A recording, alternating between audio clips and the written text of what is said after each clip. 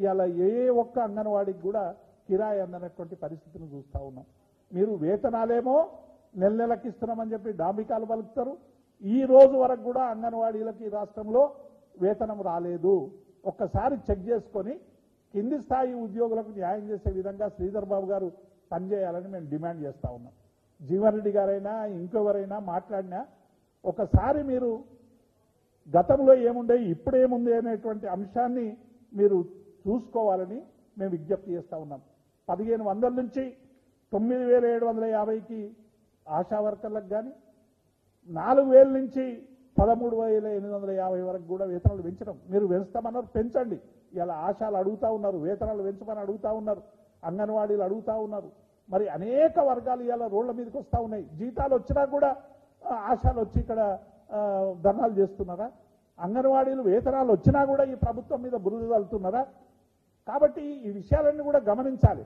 హరీష్ రావు గారు అందుబాటులో ఉండరు, ఏ వర్గానికి 10 ఏళ్లలో అందుబాటులో లేరనేటువంటి మరో అభూత కల్పన కూడా వారు మాట్లాడుతూ ఉన్నారు. ఒక్కసారి శ్రీధర్ బాబు గారు కానీ మాట్లాడినటువంటి వాళ్ళు కానీ నిత్యం హరీష్ రావు గారి దగ్గర ఒక ఇంటెలిజెన్స్ పెట్టి ఎంతమంది వస్తారు, ఎవరిని కలుస్తారు, బీఆర్ఎస్ నాయకులు అనేది మీకు తెలుసు కదా. రోజు వందలాది మంది ఈ రాష్ట్రంలో ప్రభుత్వంలో ఉన్నప్పుడు ప్రభుత్వం దగ్గర సమస్యలు కావాలని వచ్చిండ్రు. ఆ సమస్యలు పరిష్కరించేటువంటి ప్రయత్నం కేసీఆర్ నాయకత్వంలో చేసినాం. ఇప్పుడు ప్రతిపక్షంలో ఉన్నప్పుడు ఒక బాధ్యతాయుతమైనటువంటి ప్రతిపక్షంగా ఉన్నప్పుడు మేము కూడా అనేక సమస్యలు పరిష్కరించేటువంటి ప్రయత్నం చేస్తూ ఉన్నాం.